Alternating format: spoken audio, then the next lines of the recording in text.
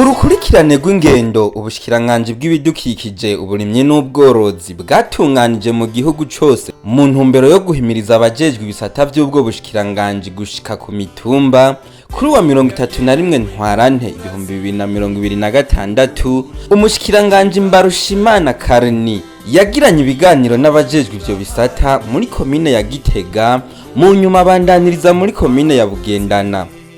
Mu mpanuro zitari nke yabahaye abibutsa ko iki gisata cashizwe imbere mu gushikana igihugu ku mbona kazoza, igihugu cifashe mu mwaka wa 2040 teye imbere mu mwaka wa 2060, gutyo ko umwe wese akwiye guhagarara nk'imboneza aho aherereye mu bikorwa biboneka ku buryo n'abandi baza gufatira akarorero mu vyakora mw'ivyo bisata.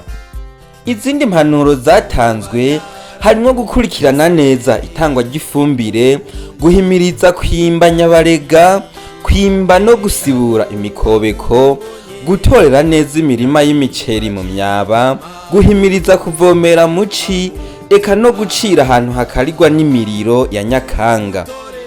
Yasavye kandi ko buri zone yotunganya pepiniere zitatu z'amavoka hamwe n'izindi zitatu z'ikawa kugira ngo imvura izotasure abakeneye imivyaro y'ivyo biterwa bayironka bitagoranye. Muri komine Bugendana umushikiranganji yaranagendeye iyororero ry'inkwavu n'irindi ry'inka hamwe n'umurima w'amavoka vyose vyegukira komine Bugendana. Akaba yateye intege iyo komine agasaba yandi makomine kuyifatira kwa karorero. Yasavye musitanteri ko yobishikana no mu mazone kugira ngo bibera akarorero n'imitumba.